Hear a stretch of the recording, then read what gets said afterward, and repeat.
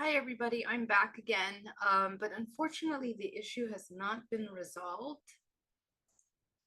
Very, very strange. Never happened to me before. I'm not sure if it's issue with my restream or what it is. So please bear with me if you would like. But if it takes any longer, I might just have to not go live. We'll just have a private meditation, I guess. Unfortunately, it says it's live. The Zoom is even lagging for me. Yeah, I don't know. It's very weird. Man, so sorry, guys. How can we fix this problem? Let's see.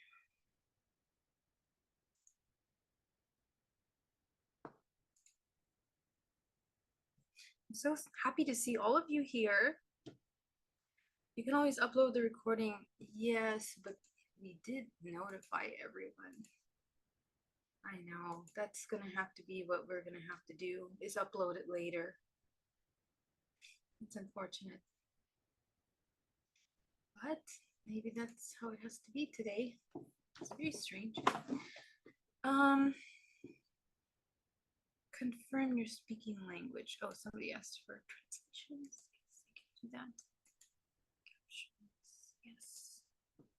Let me know if you guys have the captions. Are they on? I don't see them on. Let's put captions. Oh, there it is. Okay.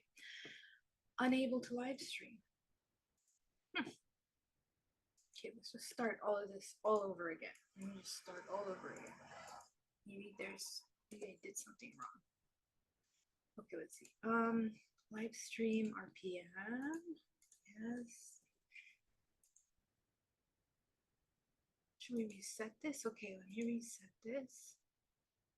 Copy.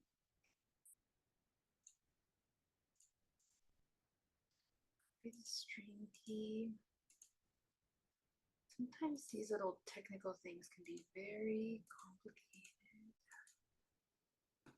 Listen to your person through the podcast. Okay. Now we're gonna try it again. Let's see if this works. If this works.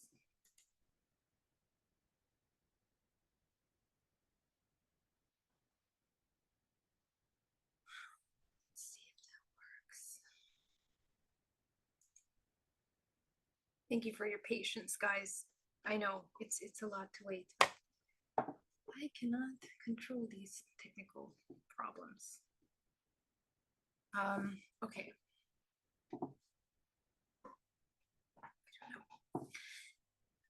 Let's continue. It says it's preparing. Video and sound is excellent. Yes. Wonderful, John. That's wonderful. Unfortunately, I don't think this is going to work. Very, very strange.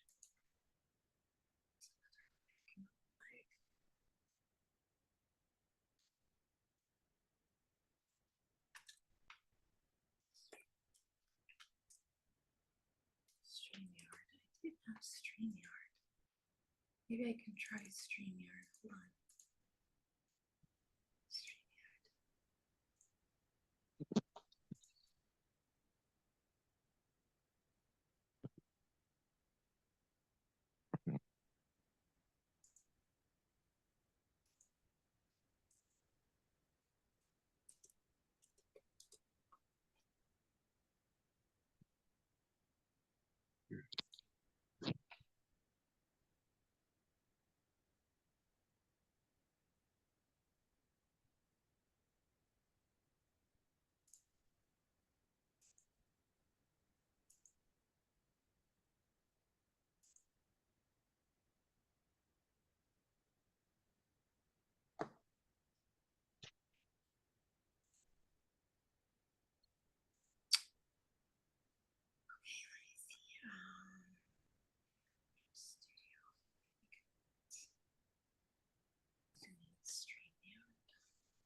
Okay, I can't do that, guys. I can't have you guys waiting so long.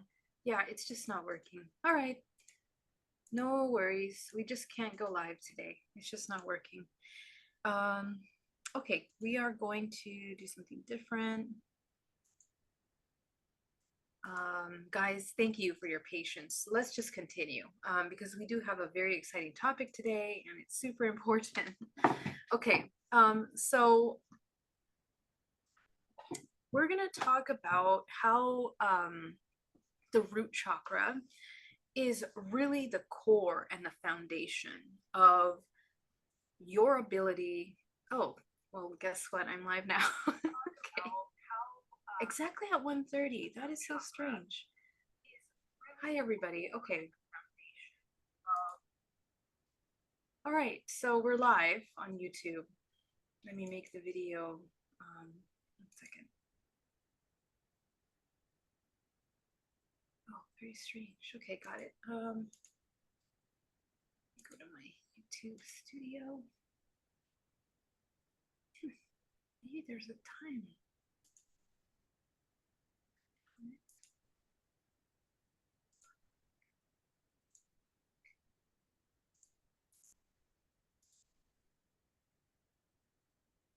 It says public.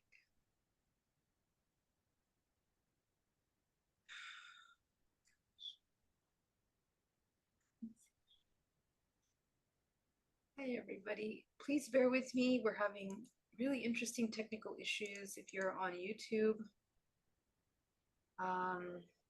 it says the video is private. If anybody, can anybody go to YouTube? If you guys can help me out, if anybody can go to YouTube and just see if it's public.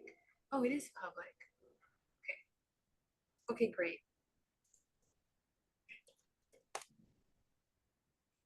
Okay. All right. Hello, everybody. Let's continue. Times three, third time. Okay, so today we are talking about the root chakra.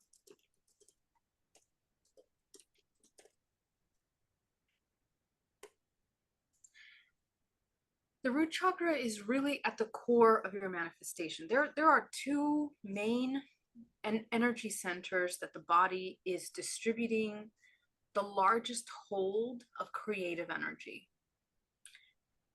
The first part is your crown. Your crown is the center of manifestation that takes the non-physical into the physical. It projects. The root chakra is a very interesting system. It actually takes all of our ancestral lineage, everything that we are in the earth DNA, and translate that into the manifestation. So these two centers, the crown and the root chakra, function as a system of communication between the physical and the non-physical. Okay, and I'm gonna go into that in just a minute. Let's begin. Let's get started, guys. If you guys have questions, please go ahead and put them in capital letters in the chat. I'm going to mute everybody, please, just so we can focus on what we're going to be discussing here today. So let's go ahead and do that. All right. So we're going to talk about the root. Now, we did the sacral really in depth. We talked about the biology of the sacral.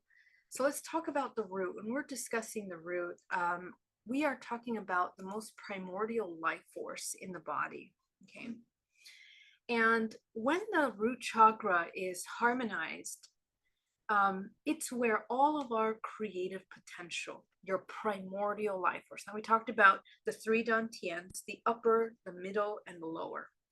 The root chakra is the foundation of the lower chakra. But in reality, if the lower chakra is not integrated, we don't really have access to these higher levels. And here's why. The root chakra is in charge of processing the most densest frequencies that your body is processing, okay? And the amount of familiarity that you have with these most dense frequencies depends on your ancestral lineage, how deep we've gone into the lower levels of our aspects of ourselves, And the most fractalized parts of us that are kept in the memory, in the genetic memory, the ancestral memory, and the Akashic record of your field. The earth, because it's the connection to the actual physical plane, the most densest elements of your matter, is intricately intercommunicating with this Akashic record, with this memory system of all your potential in this physical matrix. And so the human has to learn how to integrate the non-physical with this physical in order to create. And all of the limitations that the human has created for themselves in order to experience ascension and evolution, transmutation, it's essentially being guarded, held in this primordial energy. Now, you're also going to notice that your primordial energy, okay, your core energy is essentially your sexual energy. And I'm going to talk about why that is really important, especially for the masculine. The masculine being the divine feminine and the feminine being the divine feminine. We're talking about those primordial energies that we manifest. And there is a biological element to that. And there are influences in our biology that will either help us sustain certain frequencies, and also the biology will limit certain frequencies that you can access as well, okay? Such as the divine feminine, for example, the woman is the womb. She brings that life into the body, okay? The masculine is the provider of that primordial life force. And that primordial life force, when it's inseminated, then that union is creating life. But each one of these two energies have different roles in how they sustain frequency and energy, how they sustain creative life force, okay? And from these original concepts of the divine feminine and masculine is where we get our ideas, our modern ideas, which are inversions of the pure manifestation of the divine feminine and masculine, about the roles that they're going to take. Okay, so the role that a man takes, the role that a woman takes, are kind of like very, very far off, distant, vague projections of actual essence of the feminine and masculine cultivation.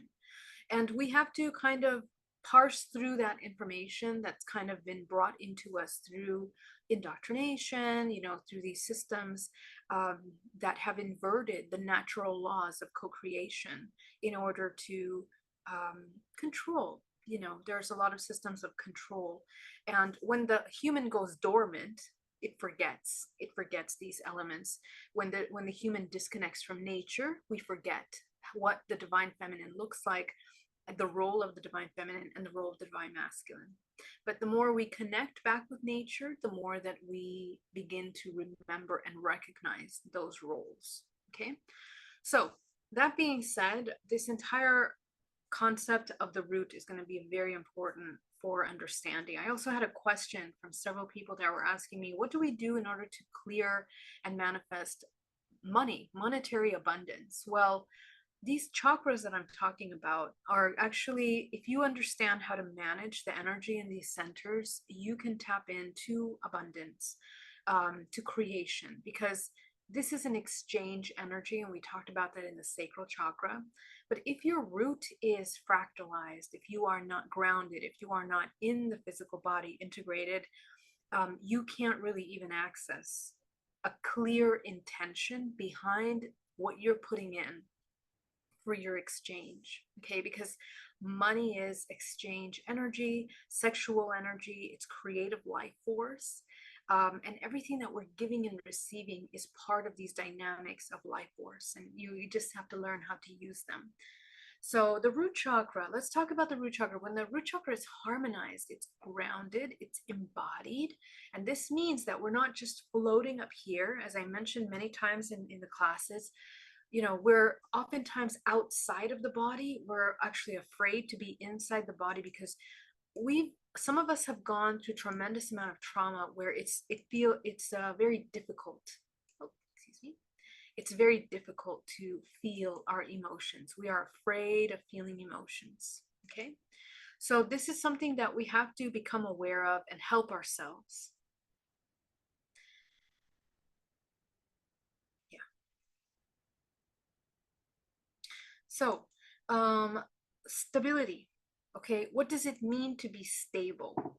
When we are stable, we are grounded, we are connected with our self, we understand how we are holding energy. And the stability really comes from a regulated nervous system. And we're going to talk about the interconnection of the root chakra and the nervous system. It's really where the split begins. Okay, so when we have severe trauma, we become disassociated from the body because we don't want to embody, we don't want to incarnate fully. Okay, to be calm and centered is really what happens as a result of that regulated nervous system. Our ability to come back into the center core, to breathe through any kind of triggers and situations that are happening around us. And the sustaining of this nervous system in a state of calm and centered connectedness is where you cultivate a sense of safety. Okay. Now, what does it mean to be safe is something that we will do an entire class on, because in order for us to feel safe, we have to be okay with the unknown. That is really the alchemization and the mastery of the root chakra, is to be able to understand that you are not the body, you're not the emotions, you're not the temporary experiences that happen to you. You are actually this infinite potential life force, pure life force, that is essentially experiencing all kinds of experiences. And the purpose of that is that, well, the source is learning and experiencing through you. So, this understanding, a clear understanding that you are not this body, that you are not the finite matter that dissolves into death, but this impermanent and infinite essence of energy that is experiencing all these potential things, is what will help you cultivate a trust in the world. Okay, trust in yourself, trust in the world. Because many of us, we feel deeply betrayed with ourselves and with those outside of us, because at birth, at the time of gestation in the womb, we begin to feel the emotions through the physical body, and the physical body is for the feeling of those sensations, because this is how we feel contrast. If we didn't have something to feel, we would not feel contrast. If it was all energy, non-physical, not dense, then we wouldn't feel as threatened in our environment, and our lessons and our experiences will be on a different frequency. As you can see, many of you that are contactees or that have had interdimensional contact, a lot of these higher dimensional beings and the way that they evolve, the way that they grow, their lessons are on another frequency level.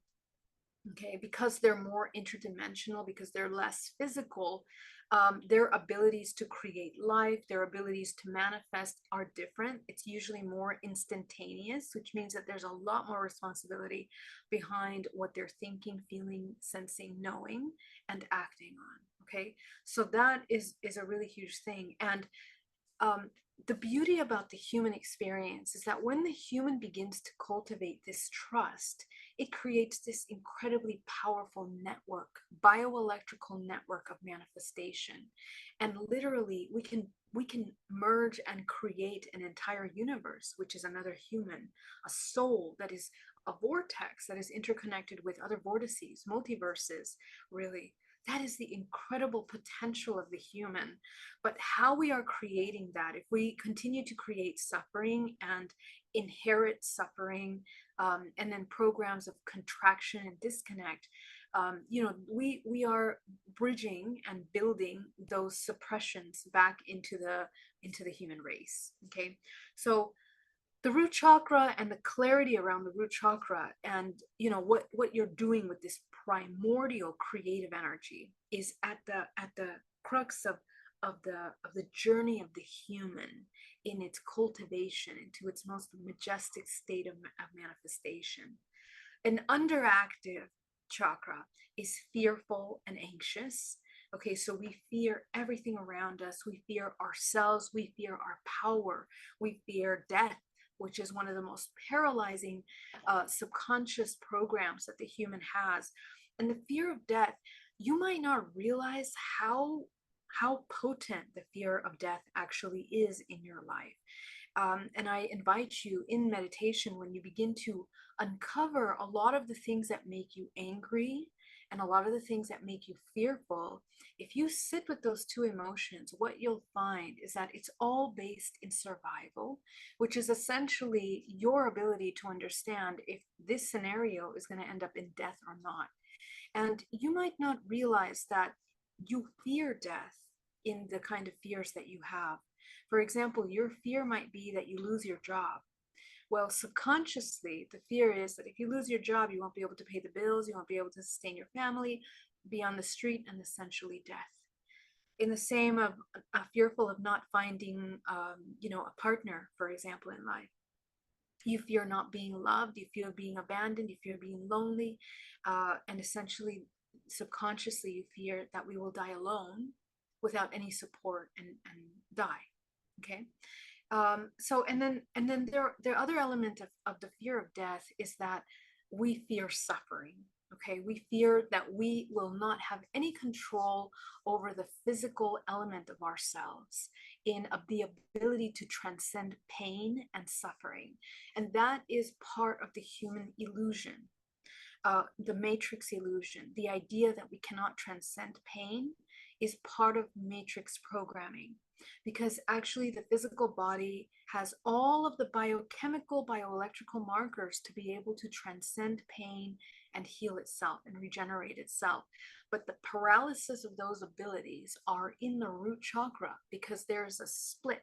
When there's a split in the body between the higher self and the physical, the body cannot regenerate, the body cannot heal, the body cannot allow itself to come into a self-healing state. So actually, it's really powerful that we heal this root chakra, because it's actually where your abilities are. A lot of people think, abilities are only up here. Well, actually, the root is actually the manifestation of the integration of the, higher and lower physical. We feel disconnected. And this is one of the most important things, because when we are disconnected from ourselves, we are disconnected from the universe and from source. We don't know. People that are disconnected are always lost. They always look for religions, or they look for deities or gurus or people outside of them to give them guidance, intuition, tarot readings. I'm not saying that there's anything wrong with these things, but if we are not trusting our own internal guidance and we always look outside for that support, then we are in effect in our root chakra, because there's a disconnect between ourselves. Of course, they're interconnected to all the other chakras, sacral and solar, our ability to relate with ourselves, and of course, our creative life force. And then, of course, we get to financial difficulties. Okay. You see, if your subconscious programming is in survival, if all of your belief systems are rooted in some level of fear, the way that you relate with people, the way that you exist, the world that you live in, if you're afraid that the politicians are going to take over and take control of your life, if you're afraid of lockdowns, if you're afraid of the control systems of this world, we are giving away our creative power to very weak, temporary, external information. And so what happens is all of the depletion of your energy is infused into that. You are infusing the matrix and those filters with your belief systems, your core belief systems, which is what creates our subconscious belief systems. And remember, because the root chakra manages your ancestral history, it's all of the generations that have believed that we are disempowered, that we are, someone has control over us. And we go into these, crazy attachments to the identities of being a victim, which is exactly what we're going to talk about, because the wounded root is the perpetual victim. Okay. And that is a trap It is a cage that completely limits the human's ability to manifest and co-create.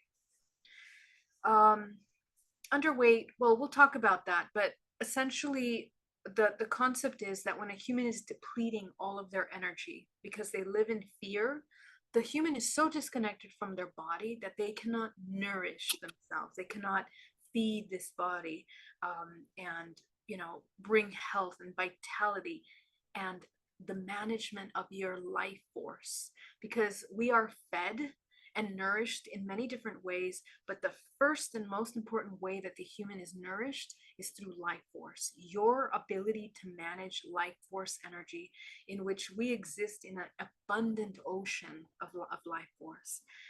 It's all around us all the time. If you're sick right now, you can literally connect to the earth, eliminate the illness from the body, and bring up healing energy into your body. It doesn't matter if you're in a 20-foot high rise, 20 floor high rise, highest mountain, underground. You are surrounded by life force, and every living organism is a toroidal field of life force. It's a network of life force. I will even share with you that when I was in the corporate world, I felt like I was dying because I was inside of a cubicle all day, and it was just cement walls and lights, and my energy was just draining from me. My creativity was dying, and I used to have plants around me, and I would absorb the energy from the plants. That was something innate that I kind of tuned into even early on in my youth. So we innately have this connection to nature, and we innately know that when we go into nature, the body becomes regenerated, it becomes healed. So our ability to nourish the body with life force is a sign of consciousness. It's a sign of awareness. Okay. So an overactive root chakra, we are afraid of change. Okay. And it's one of the greatest lessons of all you astrological fixed signs that don't like to move. You don't like change. This is part of your archetypal lesson, your soul lesson, to learn how to transcend. Okay. And we, of course, all of us have little levels, different levels of that, but attachment, profound attachment to externalized energies, that causes a depletion of your energy. And of course, the fear of change is also embodied in the physical body. No, you know that the root chakra manages the lower body, and I will talk about the anatomy in just a second, but people that have problems with their hips, with their lower back, sexual issues, knees, joints, especially knees. Okay, I see this a lot for a lot of women, actually, women and men, that when they create, severe hormonal imbalances within them, it creates this rigidity around their ability to be flexible in their movement. And it's a severe fear of change. Okay, so the joints start to hurt, there's pain, and we are inflexible. The body is inflexible and the mind is inflexible. Okay, therefore your energy is inflexible. Therefore, we don't have abundance. We don't have financial fluidity in our exchange or sexual energy. Okay, hoarding or greed. Okay, so we might think that people that are hoarding are actually abundant. People that are, greedy are actually holding on to so much, but actually it's one of the signs of complete lack mentality. Because what happens is, if you look at the energy body of somebody that hoards, it just looks like a tiny little thin line, and they are surrounded in a sea of objects, but it's the lack of cultivation of their own internal connection to the source, to their highest intuition, and to their manifestation. Okay, their ability to manifest. Sluggish and tired, just all the energy is depleted emotionally. Okay, there's no emotional balance. All the emotions are rooted in fear and survival. Humans that exist in a constant state of survival are very depleted. They age really quickly. They don't digest properly. They don't even get the nourishment from the food. So that's why we have eating issues and problems with weight, whether it's gaining or losing, depending on your relationship with yourself. you will either absorb the nourishment from the foods you're eating, or it will never be enough and you're still not absorbing the nourishments, right? So this is a constant like disconnect from your body. And so that's why the root is so important for this kind of healing.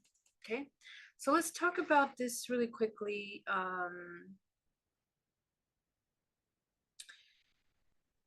If you go to the primordial life force of the energy, we are talking about the most powerful creative energy of the human.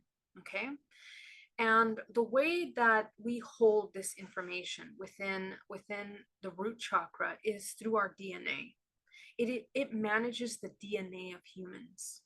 Okay, the ability to understand the information that is passed down ancestrally through generations and generations. We're going to get into that in just a minute. So emotional symptoms of a blockages in the root chakra are, again, feeling unsafe, constant anxiety. Now, the root chakra, when we have blockages and when you see the root chakra full of cords and heavy stagnant energy, these cords will go up into the sacral and into the solar plexus. You will see it in the body. The body will have a lot of cords that go from the root up to the solar plexus, and it'll bind the solar plexus. Okay, it'll paralyze the solar plexus, which is your house of empowerment. And a lot of times it'll be very difficult for the human to recognize their empowerment, their ability to come into power, because they're in a constant state of anxiety. Anxiety creates inflammation in the body, which creates a completely distorted immune system. And the suppression of the immune system causes all kinds of illnesses in the body, all based in fear, the disconnect of the body, disassociation, and panic attacks. Panic attacks can actually be very serious for the human. Okay, so we have to learn that when we are, and to be able to come out of a panic attack, we have to come back into the body. Okay, and it's a very interesting dynamic of our energy. It's when we completely disassociate with ourselves. This happens a lot in severe trauma, happens a lot when there's very powerful external events that make you lose your connection to yourself. You lost your connection to yourself. So this has to be brought in. And of course, existential crisis on a higher level, right? Who am I? You completely lose your identity. You completely lose your trust in yourself. Okay, so that's pretty severe. And a lot of these things are results of very toxic exchanges with other people. Okay, you can see this a lot in narcissistic family structures, narcissistic relationships, okay, where there is a tremendous imbalance in the way that energy is exchanged in a family unit. There will be, a major disconnect. The children will grow up without a disconnect, with a disconnect to themselves, which of course results in low self-esteem. Okay, so the questions that we want to ask for us in the healing process, and I want you to ask these questions in your meditation as you're beginning to observe what kind of programs you're holding in the root chakra. Okay, what is your relationship with feeling at home? Okay, if a lot of you, if most of your life you felt disconnected from your house, your family, okay, if you felt like you didn't resonate with any of your family members, this creates a really huge disconnect with yourself. And a lot of times this is something that has to be really cultivated and healed and reintegrated. Okay, what is your relationship with safety? What does it mean to be safe for you? This tends to happen a lot for women, but we underestimate how much it happens for men, because our men in this society, in this world, a lot of times we haven't grown with a father as a result of wars, as a result of all of these imbalanced understandings of the role of the divine masculine, the inversion of the role of the divine masculine, where we equate power and control with the masculine. Actually, the divine masculine is meant to sustain space, to hold creation. Okay, to hold creation. And that, in an intuitive connection, is really a very subtle art that the man is designed to hold. And we don't learn that in our society. In our society, all of our holding of energy is for the survival, but we don't understand the connection and the difference between survival and creation. It's completely different, departments of energy. So your relationship with safety, when men grow up without an example of that, they also feel extremely unsafe. And that's when you go into toxic masculinity. Okay, the inability to hold groundedness in yourself, in your body, and a certain initiation that is necessary for the man, subconsciously, in order to grow from this childlike state into this holding of energy, something that was cultivated a lot more in indigenous groups and ancient civilizations. Okay, and it's the same for the female. But those, again, were inverted and used in wrong things like sexual rituals and practices that actually took away the power of the woman rather than the cultivation of her sexual energy. So our relationship with safety is extremely important because, again, the safety that we need to understand is one that you are this infinite being, that regardless if you're a man or a woman, you are an infinite soul of infinite potential. Okay. Your relationship with stability. Okay. So are you used to chaos in your life? And this is deeply correlated with biochemical addiction, because we are usually, when we're not stable and when we're not used to stability, we are deeply affected and addicted to chemical substances.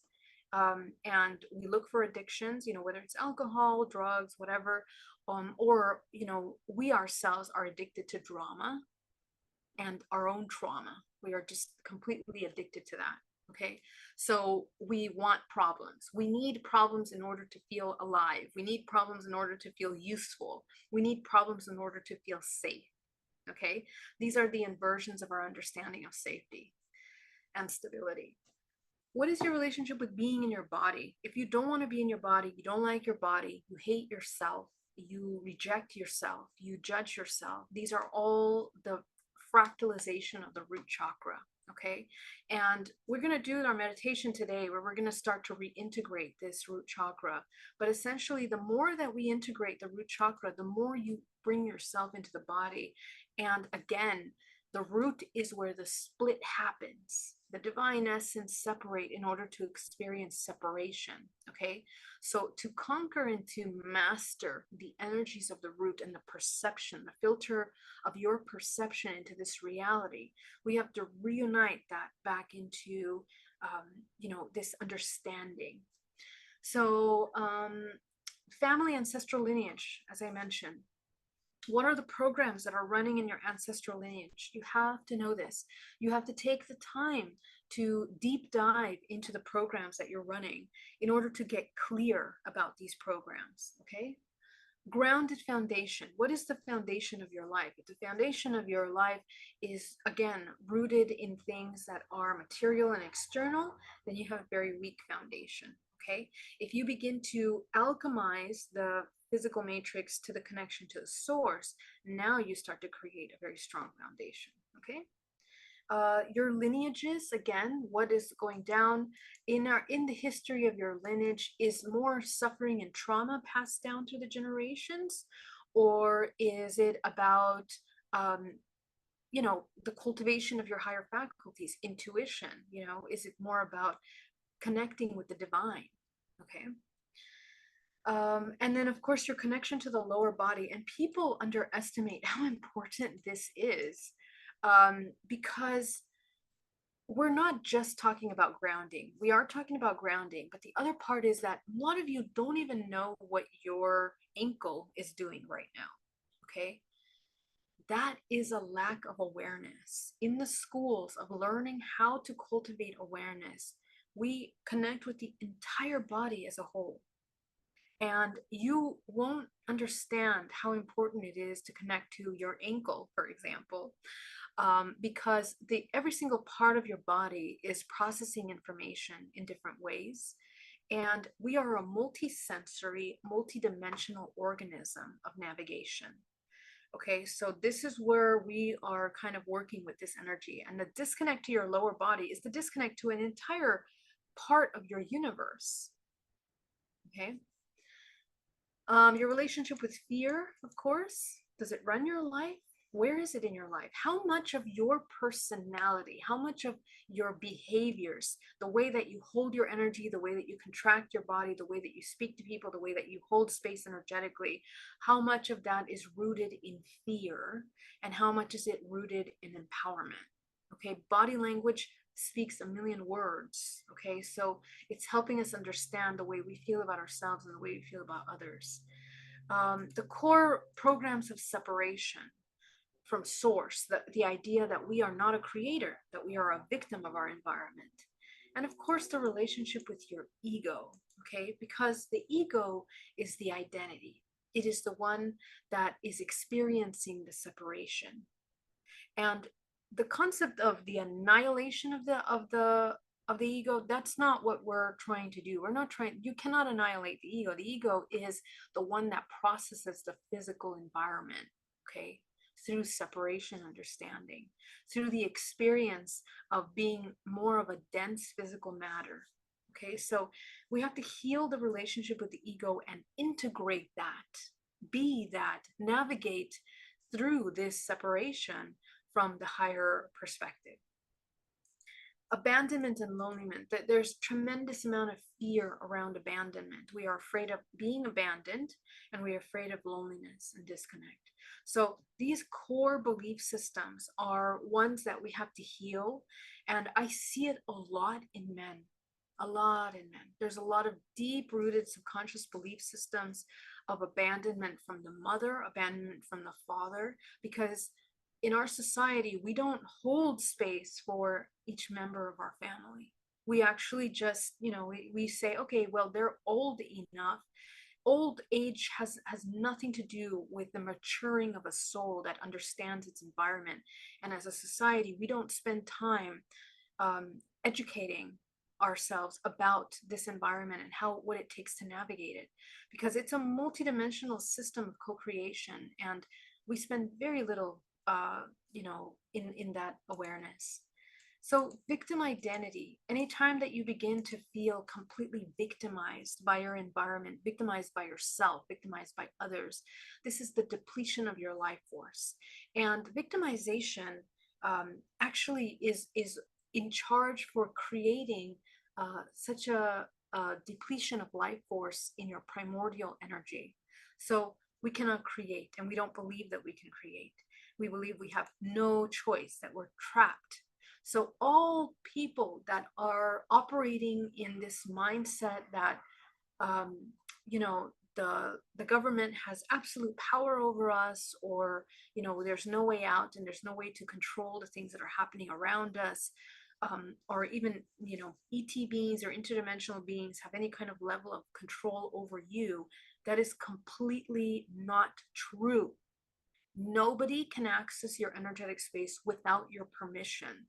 Okay, so subconsciously, the parts of us that are addicted to the drama, as I mentioned earlier, the ones that, are not okay with stability, that are not okay with being in the body, that have a severed concept of safety, are usually the ones that want to attach to these identities of being victimized by something external, whether it's a God being, an angelic being, whatever it is, reptilians, draconians, government, all of these programs have to be alchemized. And it's something that's part of our evolutionary process, okay?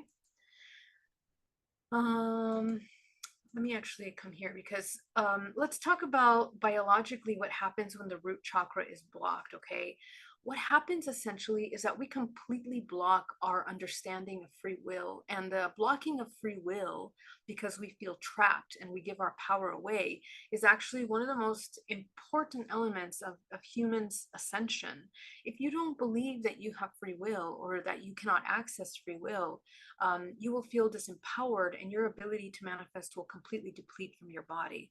You will be codependent on others and on the system, and you will never be able to access this identity of the self.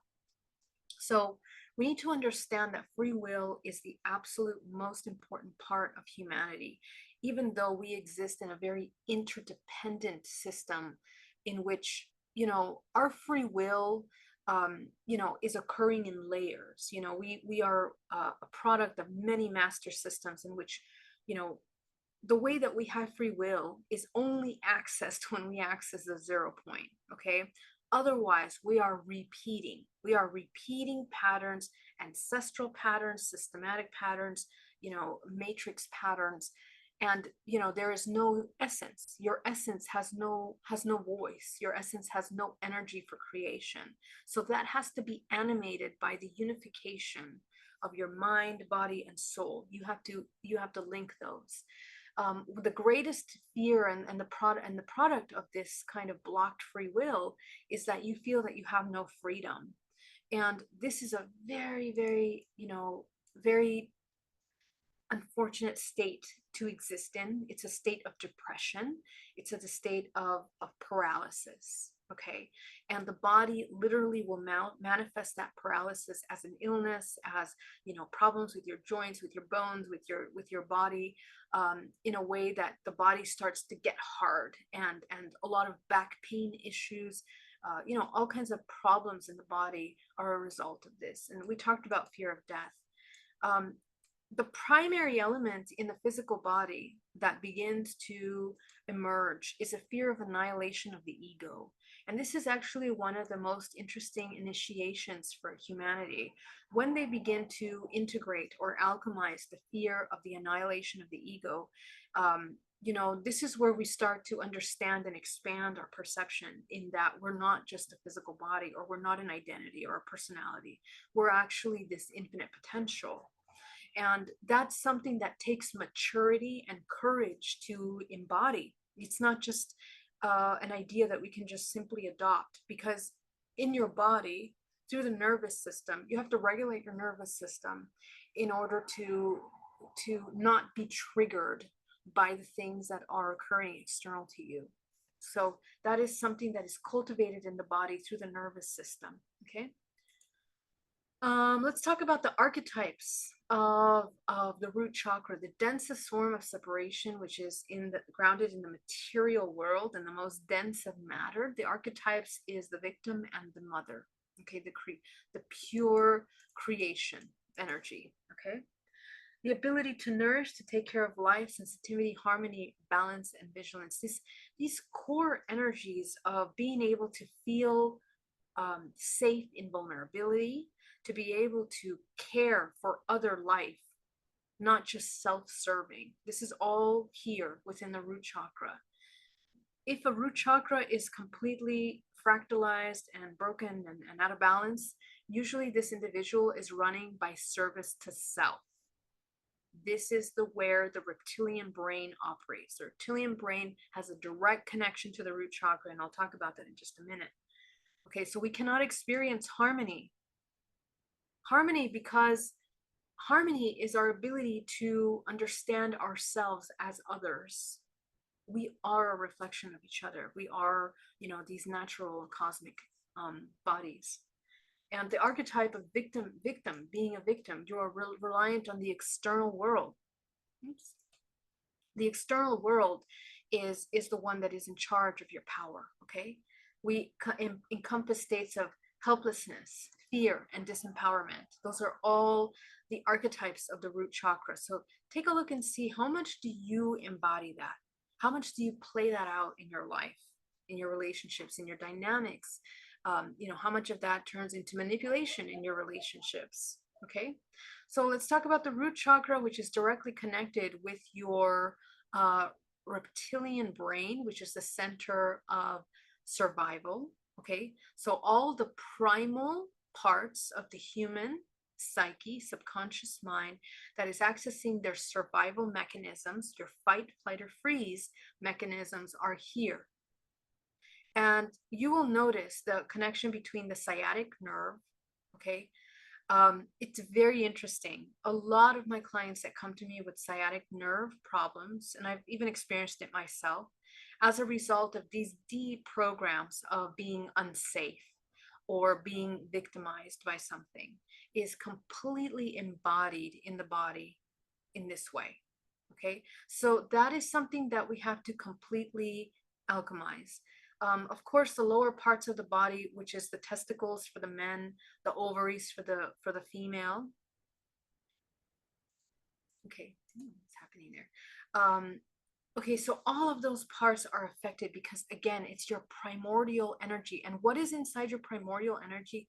What's inside the semen? It's the DNA, the ancestral history that is passed down through the body. Now, another important thing is that when our reptilian brain is completely processing all of these survival mechanisms, our vision and our emotional body is completely blocked. Okay. In addition, the connection between this reptilian brain and the vagus nerve, okay, the vagus nerve, which the vagus nerve has been named as the spiritual connection, as our spiritual connection to source, because it is what interconnects this incredible system of spiritual intuitive faculty and the nervous system of the body. And it is connected to every single major organ in your body, going down the spine into the parasympathetic nervous system. Okay, so if we are in a state, it's obvious, if you are in a state of survival, your nervous system is directly affected, so it's managed by that. In addition to that, there's a profound connection of the vagus nerve going into the heart. What does that mean? The heart chakra representing your coherence, your ability to feel interconnected to all beings, your ability to love. Okay, so it contracts the magnetic field of the heart. So when your root chakra is blocked, fragmented, overactive, underactive, it's going to block the magnetic field of the heart. The human cannot even open their heart. They cannot feel love. They are not familiar with love. This is a serious thing for health, especially if you are in a state of illness, then this is something that has to be addressed immediately. You need to remove yourself from the state of fear into a state of higher consciousness. The alpha and the omega, okay, the perineum, I'm going to get into that in just a second, but the perineum at the base of the spine is the center of life force energy, of primordial life force. When this center is blocked, and it usually becomes blocked by inverted sexual energy. So, feelings of lust, anytime your sexual energy is leaked from your body, anytime you're externalizing pleasure, it completely calcifies your ability to move energy in that perineum. Perineum is very important. And for the same for the female, but it's about creativity and creative life force. Okay. And it's a complete paralysis of the creative system of the body.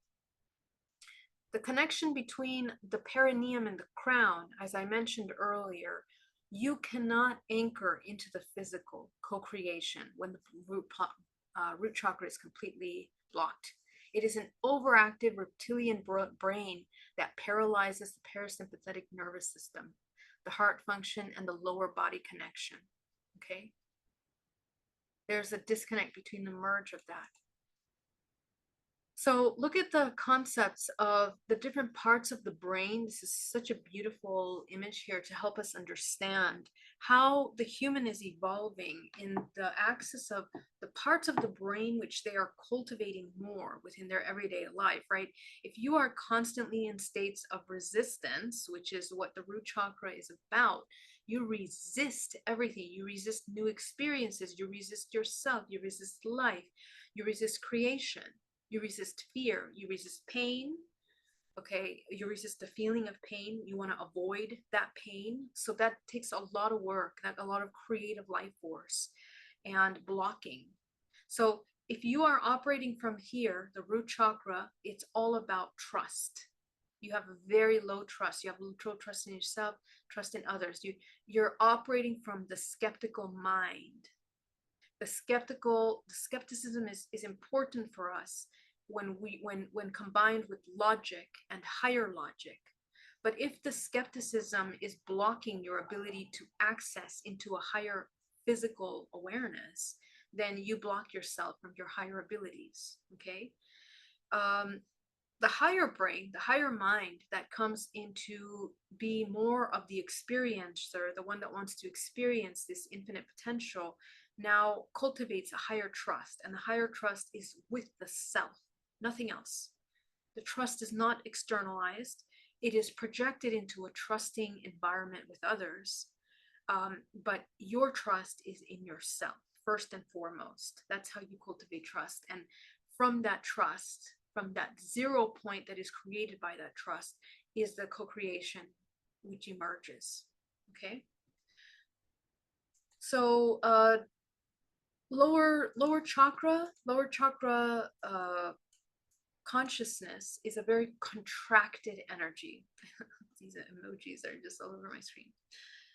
Okay, so let's talk about primordial life force. Primordial life force is the primordial energy that originated everything. It is the reality, time, space, life, death, matter, energy, and every possible and impossible concept existing and non-existing in the omniverse. From a single particle to the infinite. So let's take a look at this, this called the microcosmic orbit, which is taught in well, Chinese medicine, Taoist practices, and also pranic healing and acupuncture. These ancient studies of the energy runways in the body, such as the meridian lines, which have been studied for generations and centuries, help us map out how energy runs through the body. The universe is inside the physical body. Each one of the chakra bodies is connected with different planets. The root chakra is connected with Mars. Okay, so taking a look at how we hold energy inside the bodies, anytime that any one of these chakras is operating out of balance, we block the flow of this universal energy through the body.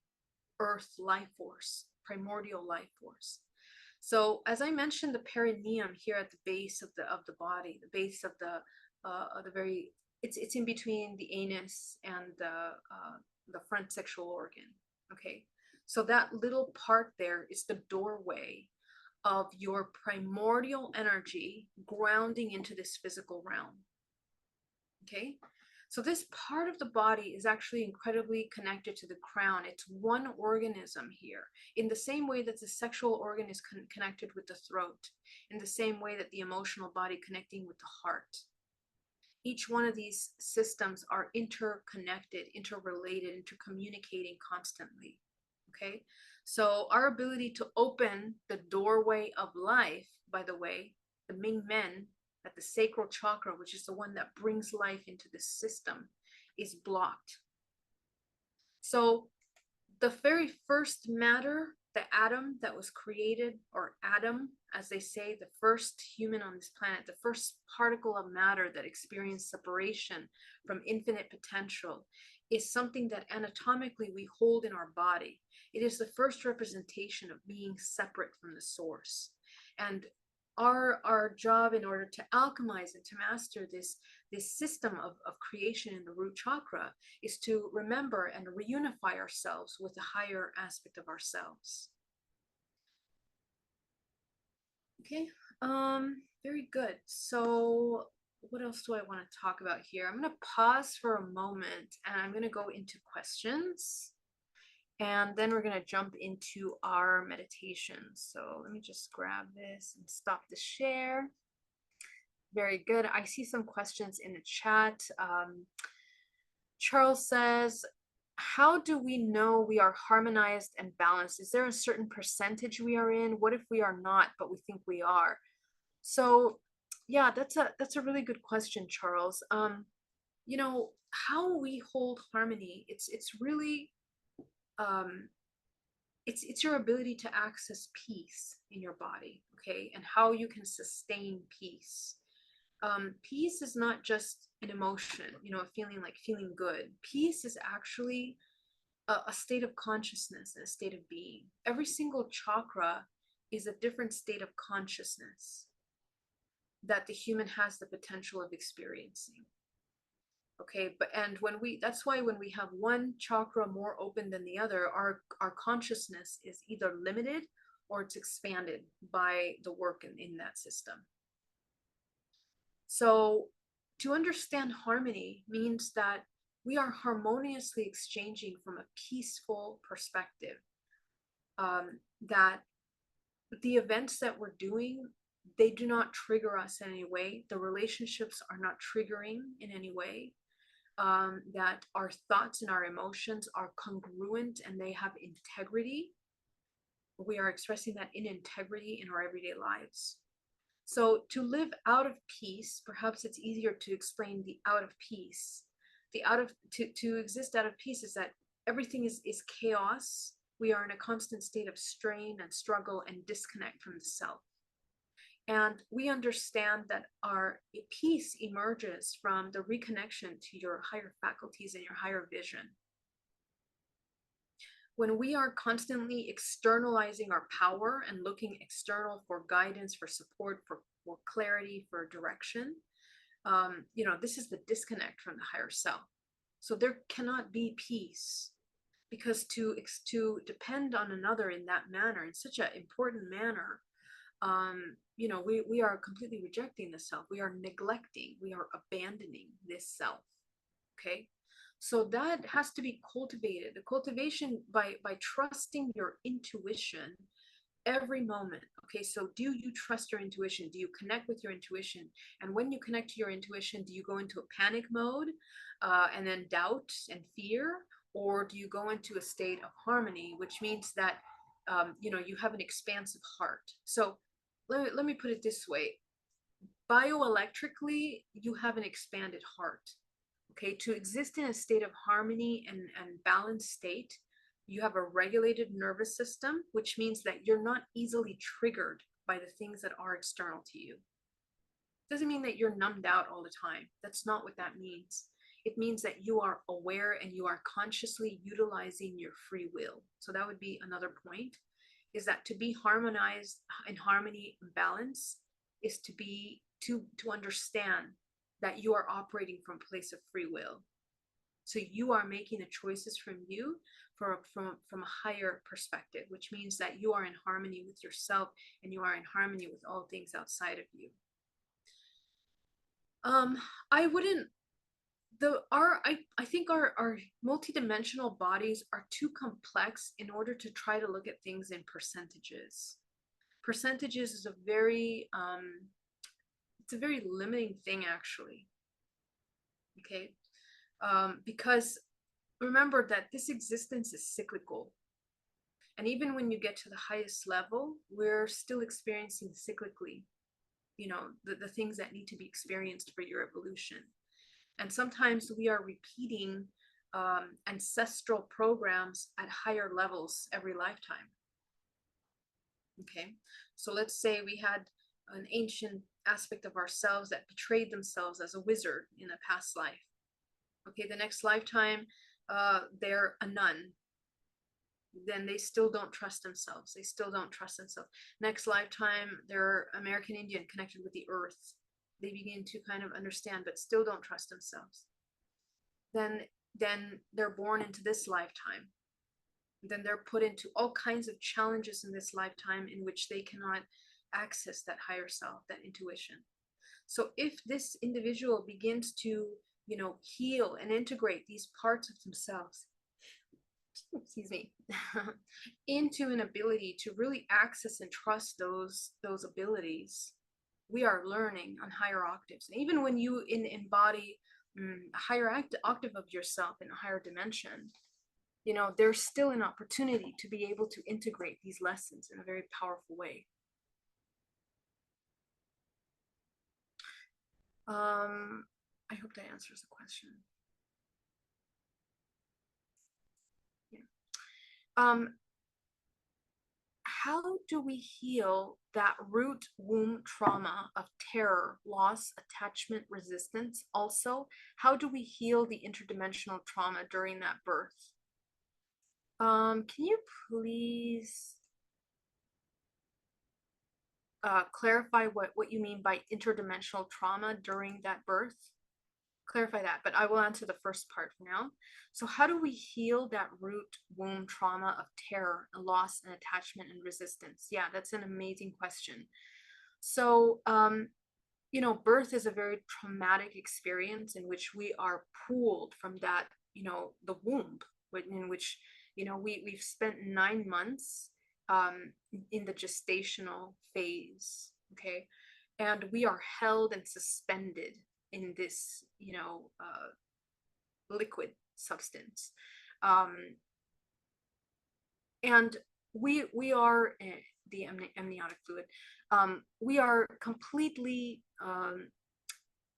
you know, we feel that we are in the physical body, but we haven't quite animated that and felt that until we come into birth. We haven't felt the contrast, the breathing into the lungs of this oxygen into the body. Okay, it's a completely different state. So this state, that the little tiny fetus is mostly connected to the source. It's when you look at the source cord of a little fetus, the source cord is quite thick. It's a quite thick cord. You know, and that light that comes in through the umbilical cord to feed and nourish the body, half of that is filled with white light. The other part of that is filled with the liquids and the foods that the mother is nourishing the child with. So the amount of life force that the mother sustains in her body during the gestation process will help the child integrate the physical better at the time of birth. But if we don't have that opportunity, the child has its own cord that it's directly connected to. The moment we experience traumatic experiences in the womb, whether it's emotionally through the mother, it slowly begins to fragment the perception of the child. The birth is the most traumatic because then it has to feel this violent, you know, birth and the emotions of everyone. The child is highly sensitive to everything around them. Everything is wide open. So in order to begin to heal this trauma, we have to mature, go through a spiritual maturity of understanding these different evolutionary processes of birth and death. Okay, this very safe cocoon part of us has to go through a death, and from there we are emerging into a more fluid being, like a butterfly, that it moves from, you know, a very dense, you know, caterpillar into a cocoon, and then it has these very delicate wings, but it can experience, you know, so much freedom flying around. So in that same way, we're going through that metamorphosis into the most non-physical, and that's the whole purpose of our life as humans. We are experiencing going from the infinite non-physical into the densest physical, which is the traumas, life experiences, the most severe experiences of separation, back into the non-physical again. Okay, so the more the human gently matures and understands this process and integrates that, remembers that we are the soul, not the physical body, we can begin to integrate the parts of us that have disassociated from either the soul or the physical. Both of those have to be reintegrated. The attachment is let go in that concept, because all attachment will result in suffering. It's a very strict state of holding on, wanting to, you know, be supported by systems that don't support. Okay, so that has to be integrated in the body. Can you only heal the reptilian brain through the root? No, there's nothing really to heal in the reptilian brain, and I'm sorry, I hope I didn't it didn't sound like that.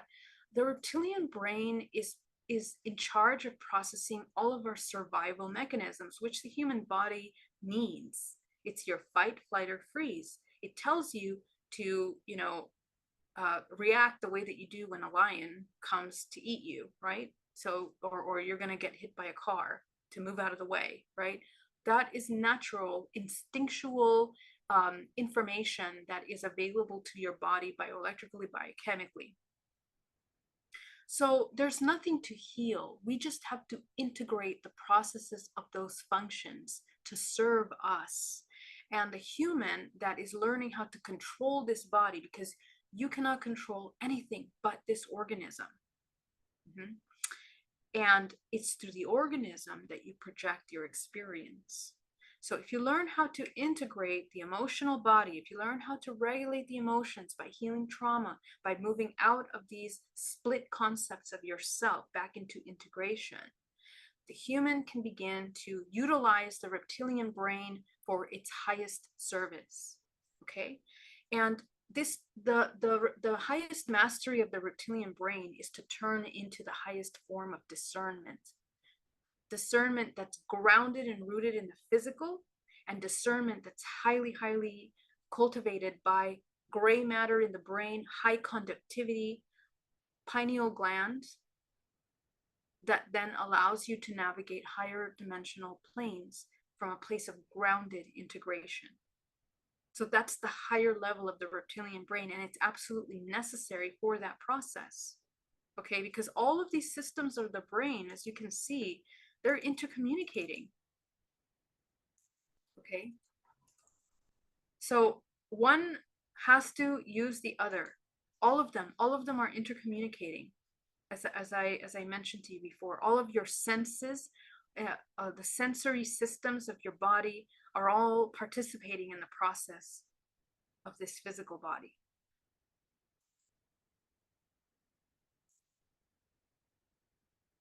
We are seeing a lot more gender transitions. Is that deeply affecting root chakra? So this is a interesting topic because, you know, everything in this world, especially in the age that we are in this current moment that we're in right now, this time of the universe that we've all chose to incarnate, we are beginning a journey into the integration of humanity, the integration of humanity, the integration of the experience of being human. And we are going through ascension levels. Right now, we see things as separate, compartmentalized, and very dualistic.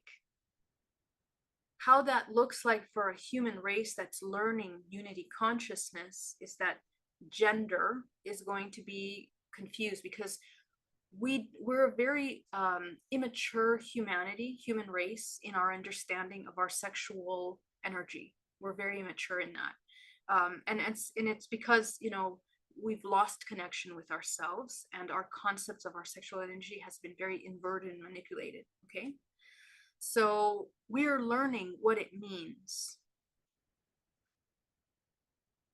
in the process of these transitions of gender that people are going through. The outcome of that in the next generations to come is that humans are going to understand that the holding of divine feminine and masculine energy is connected to the sexual organs, but it really has more to do with how we cultivate those energies. Okay, and that's something that's it's a different process.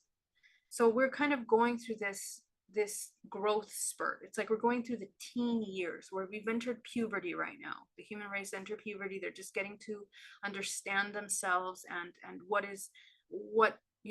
they have in their body and how it functions. But the end goal of this is for the humans to understand life force, those primordial energies of the feminine and masculine, and the role that they play in our healing and our co-creation and how we navigate the world. So I think that it's part of this evolutionary process. I mean, the highest civilizations, they don't have gender, okay? Or they have both genders, actually. Both genders, which is a representation of the alchemical marriage. Okay, it's a representation of that alchemy. And we have both of those energies within us. We have to integrate and merge them. This is how each one of our sexual organs is utilized in the most harmonious way with this world, whether we are to bring life or whether we are to use this primordial energy for co-creation. There's different ways of using that. Okay. What if we have a family member that is narcissist? I was told before to hold high frequency and they will rise to me, but I noticed that they're getting anxiety because they can't hold it long and begin to avoid. Maybe I should leave them alone for a while so that I can hear my nervous system enough to be able to hold the higher frequency. Yeah, so we can never heal other people in this way. People will rise up in frequency in your family naturally when you're doing your work, but we have to make sure that that's not why we're doing it. And I completely understand, you know, the circumstance. When it comes to personality types such as narcissism, you know, it's a severe disconnect from the self. It is the service to self. It's absolute fear, you know, complete operating from deep fear. So this human, who is a victim of their own fear and their own perceptions, has to learn how to bridge that gap of deep insecurity, deep unworthiness, deep fear, in order to not act in a way that's completely self-serving. Okay, so all that you can do is to make sure that you are doing that work in yourself, you are fully integrating yourself, that you are you know, healing your wounding so that you are not repeating any element of that in there. Because when we have it in the family, it's actually, it's a little more complicated. We actually tend to hold some of these subconscious traits within us. But we have to access what are those little subconscious traits that we have within us, because you know, it's in our DNA. And we all have this, by the way, every single human, not just people that say that they do. It's everyone. And as we integrate these parts of us, we elevate our frequency and we exist as an example. Okay, but that's all we can do. We can also work on a higher level contractually, and this is my suggestion in this case, especially utilizing your crown in meditation. Shine your light on this individual. Take a look at the contract that you have. You need to understand what is your agreement, because we can save a lot of time and energy. Our job is never to heal someone or change someone, but we can understand what our agreement is, because most of us have many lifetimes with one another. And when we are brought into extremely traumatic families, it's because, you know, we have a lot of karmic ties to that individual that we've cultivated over many lifetimes. It's not just something that happened immediately. The invitation is, and we have to also understand that this individual that causes us the most challenge, actually, there's a soul contract. They provide a service to us. It is in a way a gift, and it's very difficult to see it that way. I completely understand, but they provide an opportunity for us to recognize this separation just very clearly and change that in us. So work on the contractual level, break that karmic contract so you can, and cut cords, always cut cords to begin to neutralize the connection. And normally that will allow you to sustain your energy. Always keep your energy in your space. With these kinds of relationships, we tend to cord really heavily onto the other person. So yeah, just check that out. Yeah. Thank you. Thank you so much, guys. All right, so let's get into the meditation. Thank you for your incredible questions. And if you have more questions, just put them in the chat. Go ahead and get nice and comfortable.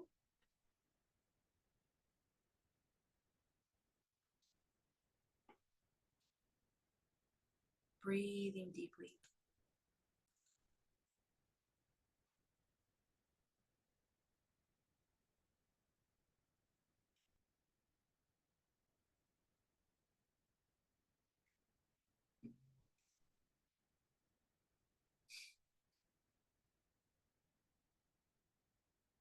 And allow yourself to ground down to the center of the earth.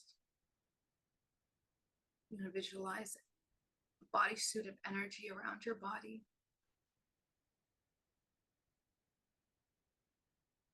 And go ahead and anchor down to the center core of the planet.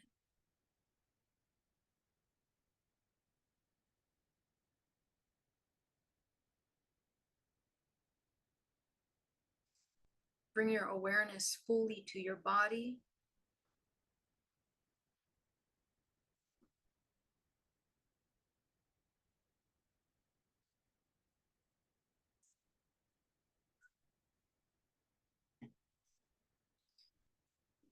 Imagine that you are perceiving the world from your heart.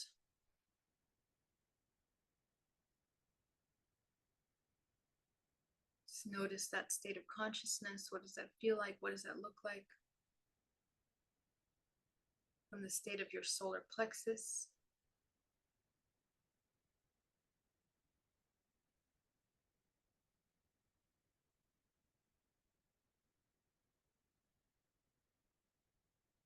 From the state of your sacral.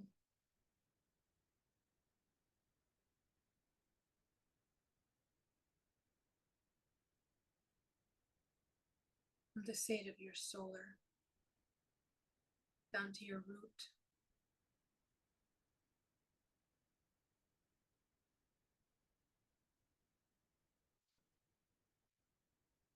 Visualize the perception from the root.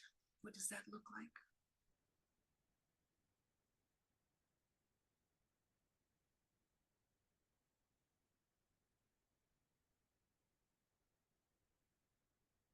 Go ahead and tune into your root chakra, and I want you to notice, what does it feel like?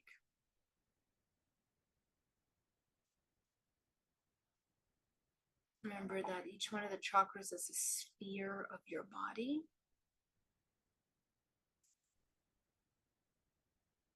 So notice if this root chakra is overactive. Is it huge and expanded? Is it underactive? What does the front look like? What does the back look like? Is one more open than the other? Is the front more open than the back? Vice versa.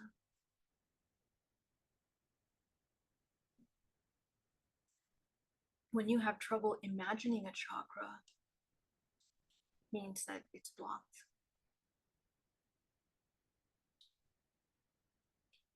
So you're going to use your will and your imagination and bring your attention to that part of the body.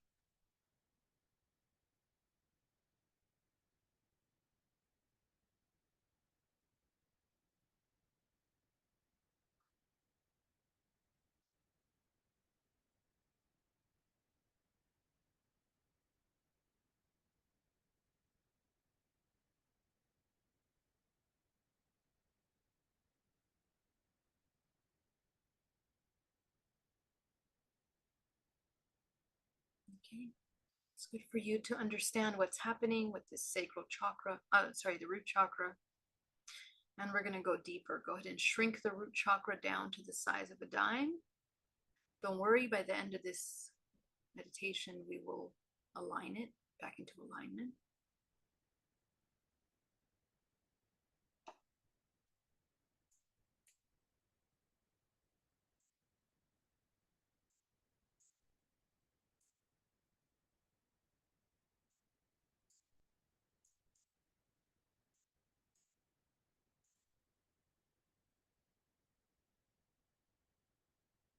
Go up into the sacral. Go ahead and shrink your sacral chakra down to the size of a dime.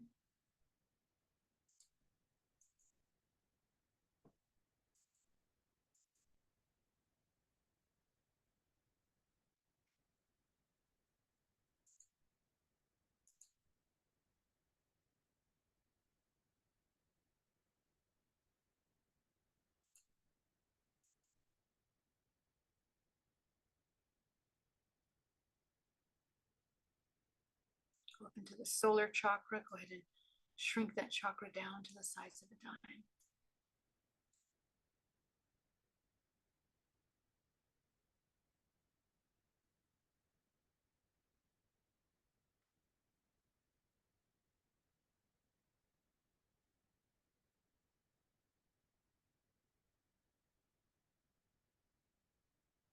Let's go up into the heart. Go ahead and expand your heart chakra. Being the center of coherence.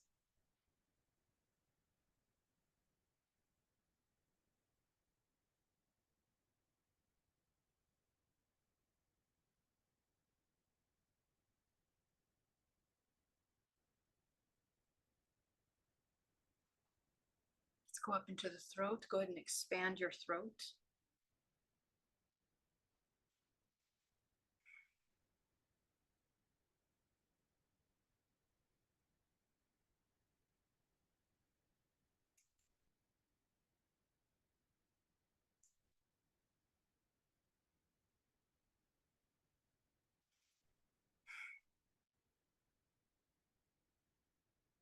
Go into your third eye. Go ahead and expand your third eye.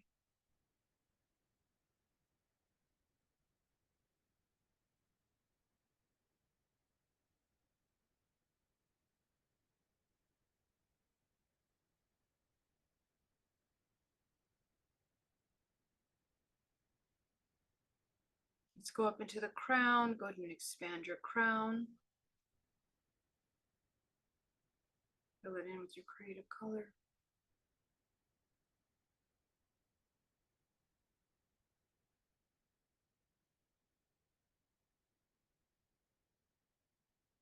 Go ahead and visualize a bubble around your body. Make that bubble solid, one piece all around you.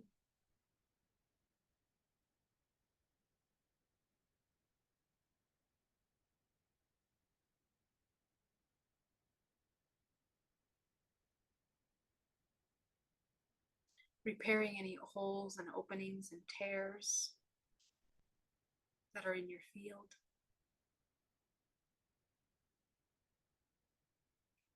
Your field is your bubble. You are at the center of this bubble. And it's nice and completely connected all around you.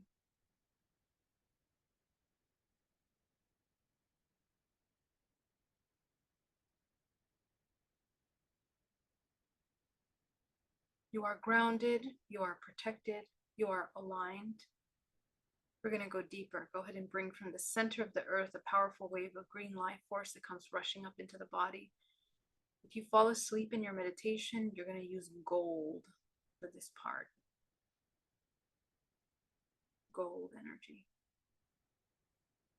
Go ahead and bring gold or green from the center of the earth.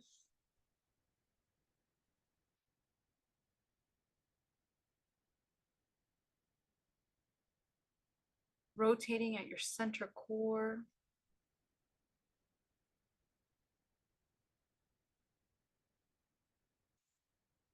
Go ahead and bring source energy, cosmic energy down and from the crown of the head down the spine, combining with the green or gold earth energy.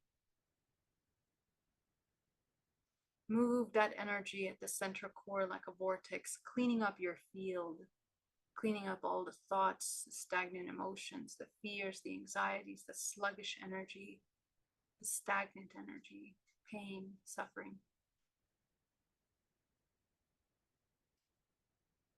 You're going to send it back down to the center of the earth. And at the same time, you're anchoring that gold energy into your body, into that vortex, and then down to the center of the earth.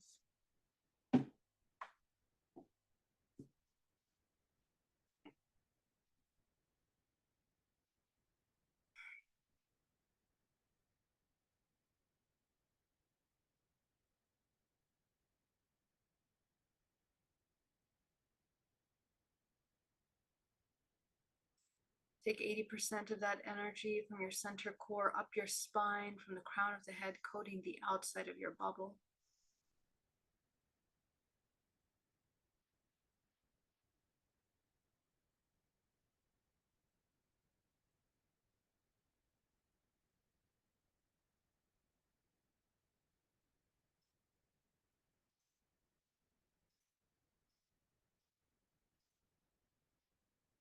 You're going to take that final 10%, bring it into the body now as you absorb it into the pores, into the flesh, muscles, the bones, down to the cellular level.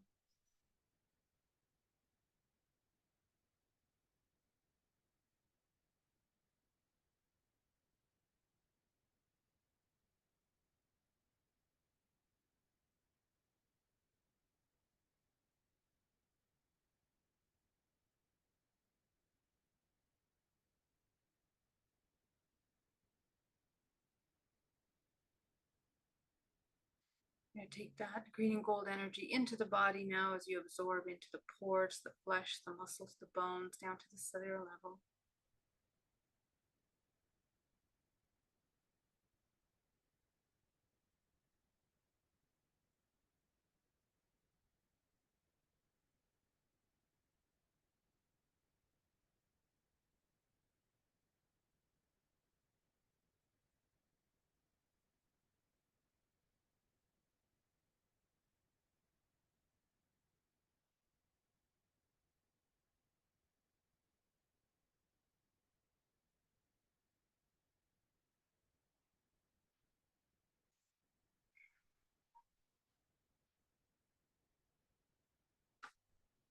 So let's go ahead and focus on the root chakra now. Take yourself back down, your attention to the root.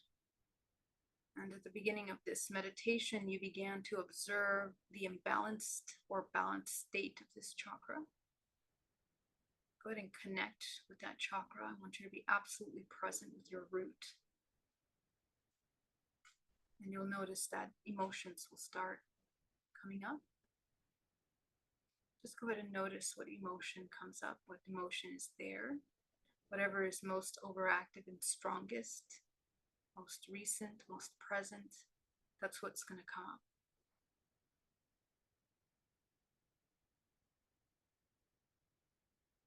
Notice any physical discomfort in the body that will indicate to you where you are holding this energy information, this emotional information in the body.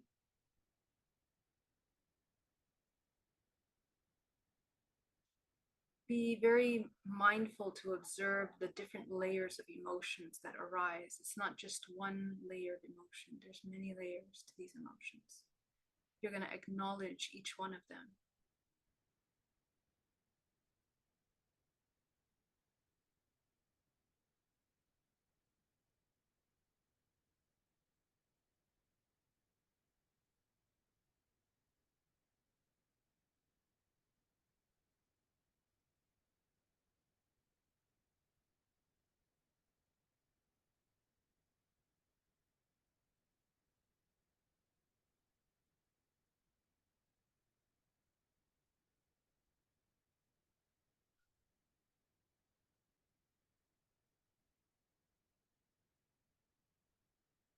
Go ahead and notice what is the strongest emotion that comes up here in the root. Be absolutely present with that emotion. Breathe through the emotions that come up.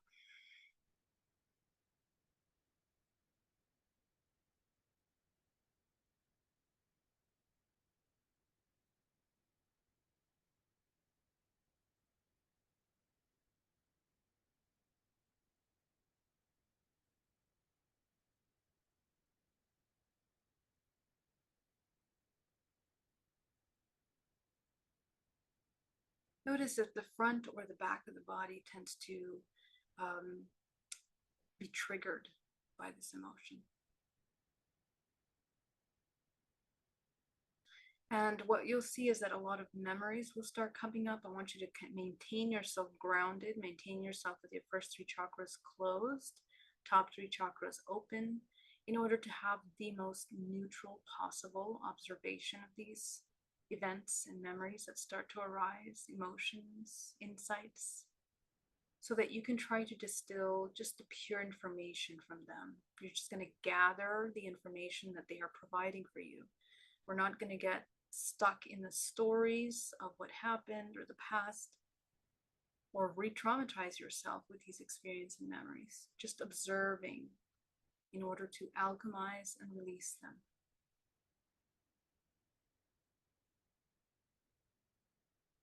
You are learning about yourself.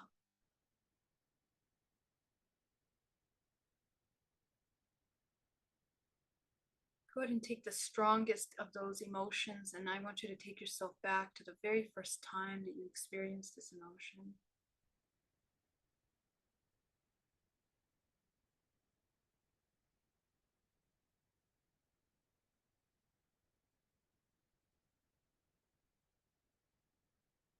Go ahead and observe yourself in this memory, in this event that comes up, in this emotion. If you don't have a memory, just only focus on the emotion. Okay? So let's say it takes you back to an emotion of, let's say, fear. Be absolutely present with that fear. Just notice what other emotions come up. They will tell you what you were feeling in that moment.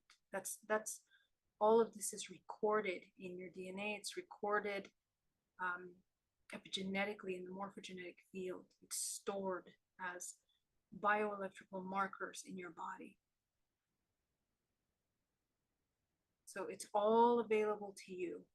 You just have to learn how you access the information, how you process it.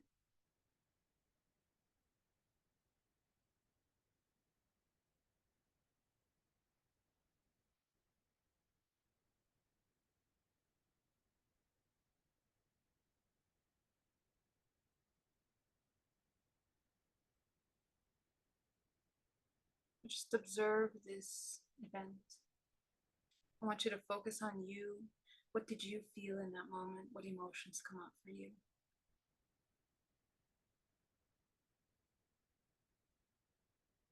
I want you to notice the belief systems that were created by this experience.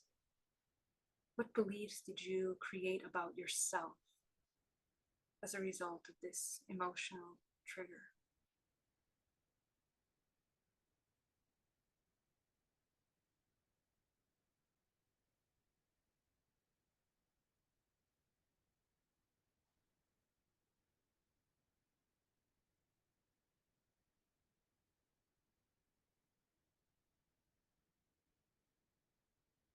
You're going to just ask yourself if you are still in alignment with these programs that were created then. I want you to notice how much impact has these programs have on your life.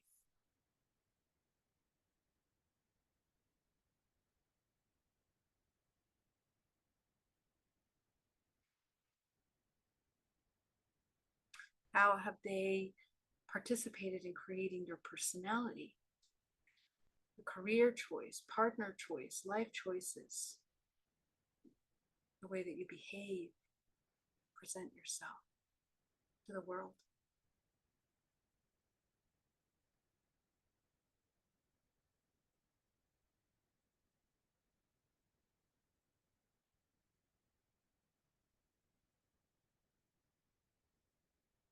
Notice the fears that come up when you think of letting go of these belief systems.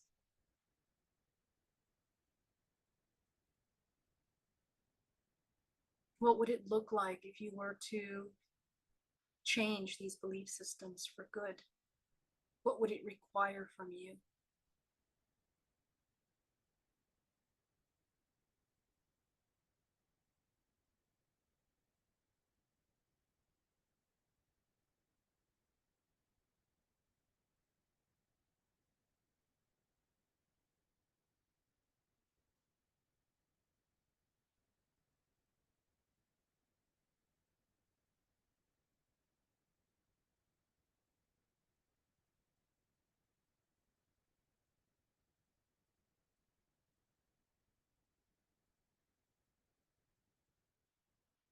And then as you begin to observe this, take a look at what you need.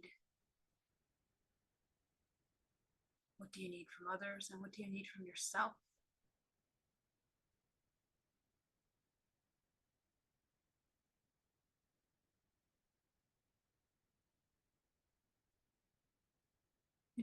In order to change this program.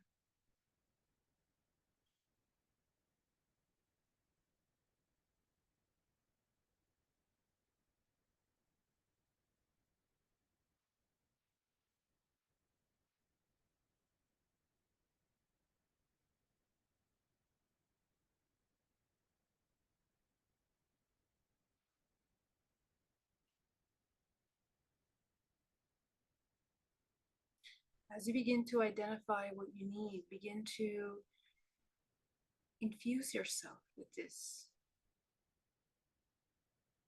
new understanding.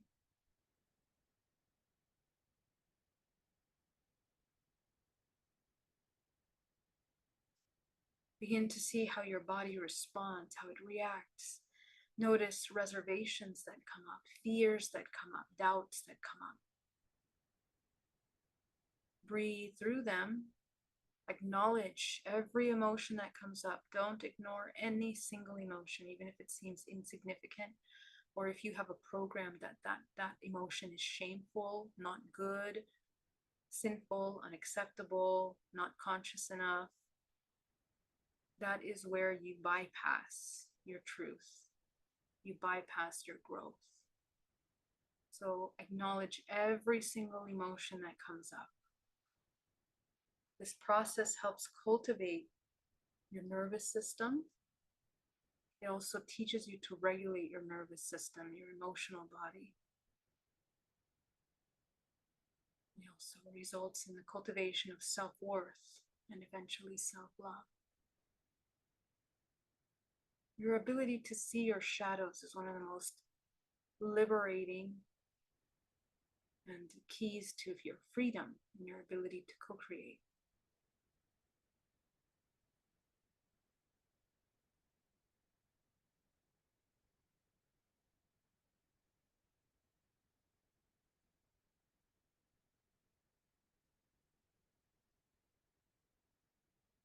So go ahead and fill yourself with this new way of being. I want you to try it on, per se. I want you to fill your body with this new state of understanding, of being, of holding your energy, holding your emotions, thoughts about yourself. Notice how that feels, how the body adjusts and changes. If this was a color, what color would it be?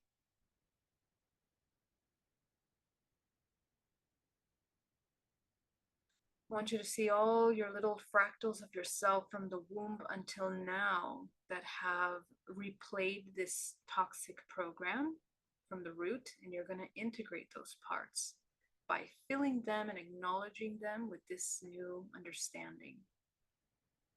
You're going to watch them transform, see how they change in those many memories of yourself that have contributed to the imbalance of the root of our ability to feel safe, secure, grounded, embodied.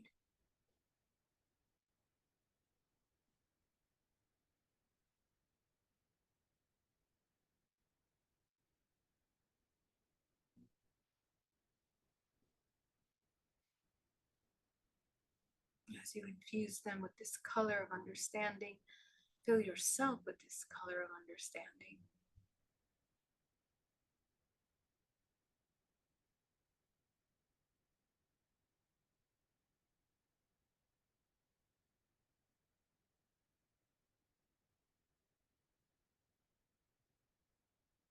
Go ahead and merge all these fractals of yourself in front of you. I want you to see all the people that have contributed to the creation of these programs of unsafety, of disconnect, of fear.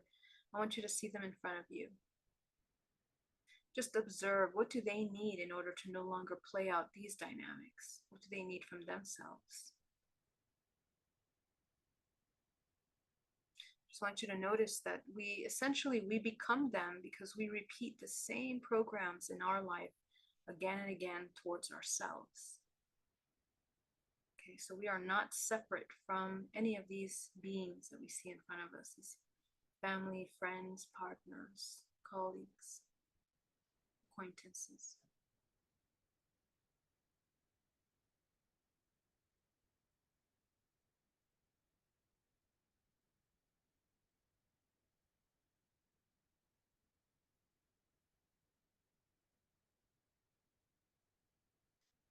Go ahead and allow yourself to shine your light on them. You're going to see a contract.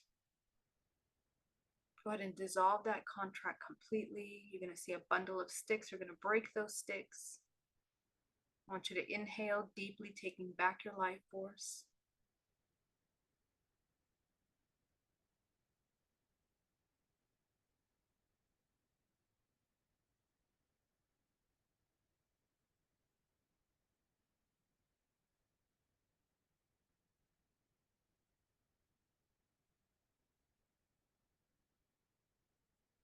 Very good. As you dissolve this contract, break those cords, I want you to see all your fractals of yourself. And I want you to notice the ancestral lineage that goes down your family bloodline, your ancestry. How far back is this program in the family ancestry? How many generations are we repeating the same program?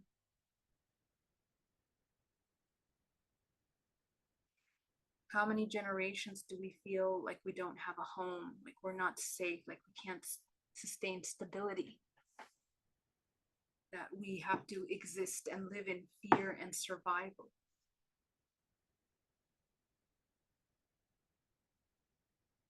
How many generations do we play out that role of victim? And we forego the creator, the one that anchors creation, that brings life into this planet. New life, new energy.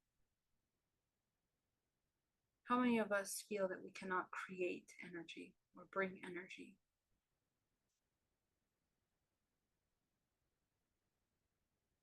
Go ahead and fill all the fractals of yourself with this color, this information.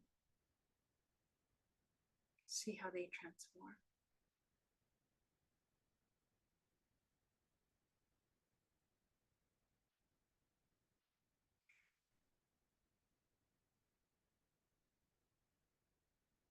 Inhale deeply, taking back your life force, and exhale. Go ahead and inhale your fractals back into your body. As you let go of these ancestors in a conscious, neutral, loving manner.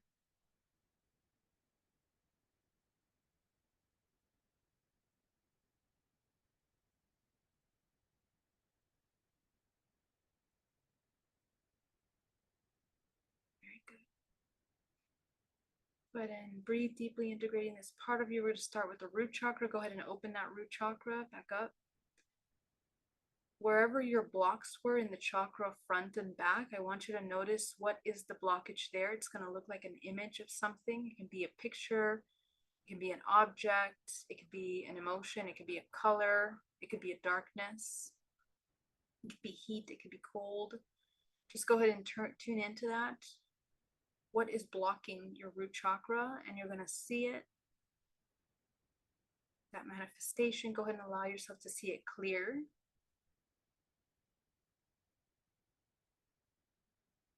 And go ahead and shine your crown light on top of this, and you're going to dissolve it completely.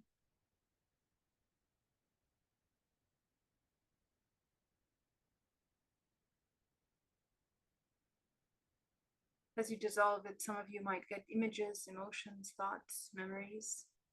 Just observe them and acknowledge them mindfully. And once you're done removing this blockage, clear it out with golden light. And I want you to see your chakra, whether it's the front or the back, and if it's contracted and hard, or maybe invisible or non-existent, sorry, you're going to expand that chakra as if it were petals of a flower. You're going to expand it, opening it from the center out. Okay, expand that root chakra, front and back. And you're going to begin to bring golden light into that root chakra, healing it from the center out. You're going to begin to feel energy coming in through that part of your body. Nice and gentle energy.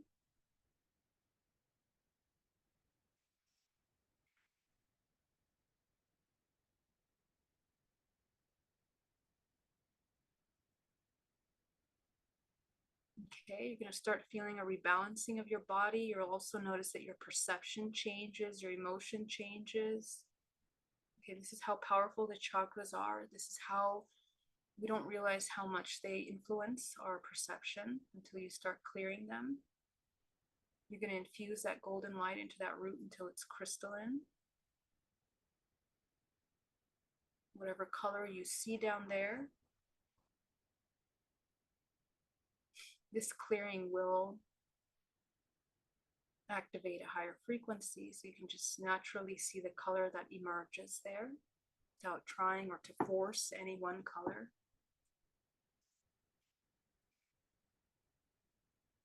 And just let that body spin and move in the way that it needs to spin and move to clear itself. It has its own intelligence and intuition.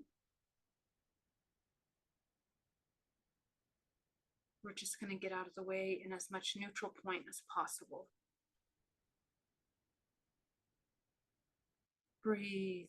Breathe life force into that root chakra. Go into the perineum and imagine a vortex of violet light underneath the perineum. And you're just going to gently remove the blockages that have been stagnant in the perineum. Usually they look like little black nests of energy, or maybe eggs of energy. You're just going to clear it out, gently alleviating out that space.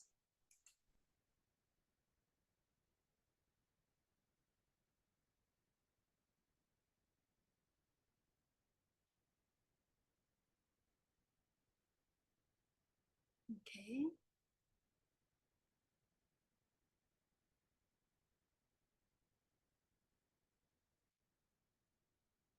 Very good.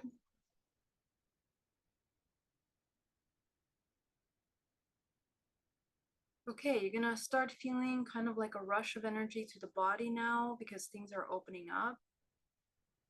So let's go ahead and open the sacral back up, the solar back up. Heart, you're gonna close it just a little bit.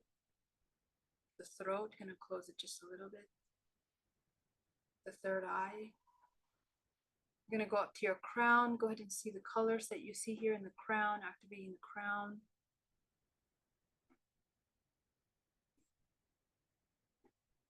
Go ahead and illuminate this eighth, your relationship with your higher self and your relationship with source at the eighth. You're going to shine your light on top of all the karmic contracts of this life. Go ahead and see them underneath in a room in front of you. It could look like a closet or it can look like a stadium. Clear out that room.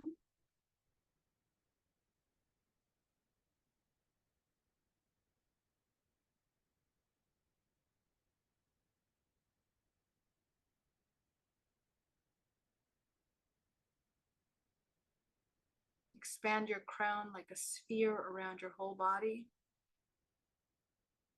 so that your main filter is from the higher self. Clear out that room, fill that room with your creative color. Go up into the 8th, 9th, activate the 9th, activate the 10th, the 11th, the 12th, the 13th, 14th.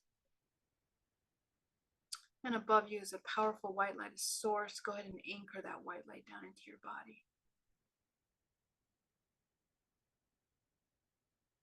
In the 10th, you have the next connection of your root chakra. So go ahead and clear the 10th out.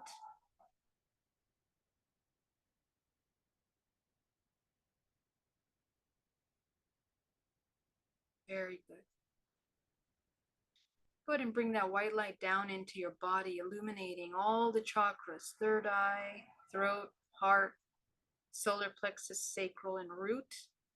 And as you infuse your body with white life force, you're going to clear from the rest of the chakras all the little entanglements that have remained from the root, all the fears that are anchored into the rest of your chakra bodies. Clear them out. They're just going to dissolve pretty easily, like little roots that have been left in the earth.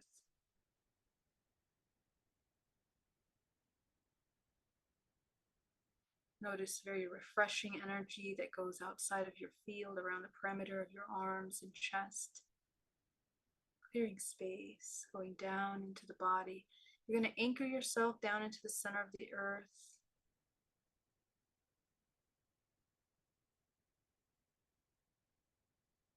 Very good. Go ahead and open your eyes and come back into the room. And with your eyes open, I want you to continue to see if you can tune into your root chakra with your eyes open. Just go ahead and check in to see that it's moving nicely. Okay, the energy is fluid with your eyes open. You're going to see your rest of your chakras aligned. You are grounded. You are protected. You are aligned. And you're co-creating higher self and your source. Okay, excellent. You guys did amazing. Thank you so much for joining me today. I think I have one more question here from Chris, who says, "Hi Geraldine, I know you say we're supposed to cut cords, but it doesn't feel right to do this with my daughter. We have a very good relationship. Can you please explain why this would be beneficial to do this practice with our kids?" Absolutely. So you see, absolute love, real love, actually operates from a place of freedom and co-creation and a very balanced energetic exchange. That means no codependency, and it's an interdependency, and that energy is very light. Okay, But because we have a tendency not to clear our space, especially when we have children, we inherit a lot of these programs. And any dynamics that we might have with our children, challenges that we might have, it is heightening and reinforcing a lot of these programs. Those are cords. So the cords become really dense and thick. And then that's how we sometimes get into these programs that are really hard to break with our children. They trigger us, and we know exactly the parts that our kids trigger us in, right? And they will trigger that specifically. Okay, so there's some contracts here. Children are always made to help you evolve. You don't evolve on your own. Usually the human will have a child. The child will definitely make you evolve because you have to break those things. Okay, that's what that relationship is for. Okay, so the cutting of the cord is simply the real embodiment of unconditional love, where actually you release these unconscious old stagnant energy and you create neutrality. That way the child can grow into their own self, their own aspect of themselves. They can evolve that part of them. And you also take back your life force to create neutrality. Okay, so I hope this answers the question. So we are never disconnecting. Cutting cords, again, we are interconnected to absolutely everything. We're never separate from anything. Okay, so the cutting cords is just what's your intention for the exchange with this organism. So what happens is we fall asleep, and usually it ends up being a parasitic exchange. When you wake up consciousness, now your exchange becomes conscious, and that requires responsibility. You have to understand what you're sharing there. You have to be aware of that. Most of our connections are very unaware. We have no idea. We just do whatever we can and whatever we know. Okay, so that's really what it's about. I hope that answers the question. Thank you guys so much. It was an honor to be here with you. Burger noticed I was yawning a lot. Awesome. Burger, yawning is release. Release. Some people burp, some people yawn, some people even pass gas. Okay, there's no wrong. It's energy. Okay, and yeah, when you're in meditation, people do this. Okay, and sometimes people are ashamed of that. Sometimes people move around a lot. Okay, they just can't stay still. So depending on how your patterns of holding your own emotional stability have been since childhood, that's usually how you will process. And what I notice is people that are most disassociated with their bodies, they usually have these kinds of reactions. Okay, because the body has been so stagnant in the body, they haven't released it in a long time. Excuse me, guys. Sneezing is another one, by the way, another release. Okay. All right. All right, guys. Love you so much. I just realized that I went live on my other channel. So the reason why this happened, because I couldn't go live on my other one. So I'll have to see what happened there. Maybe I got blocked, and I will put this on my other channel. So thank you guys for being there. All my love. I'll see you soon. Bye-bye. Thank you.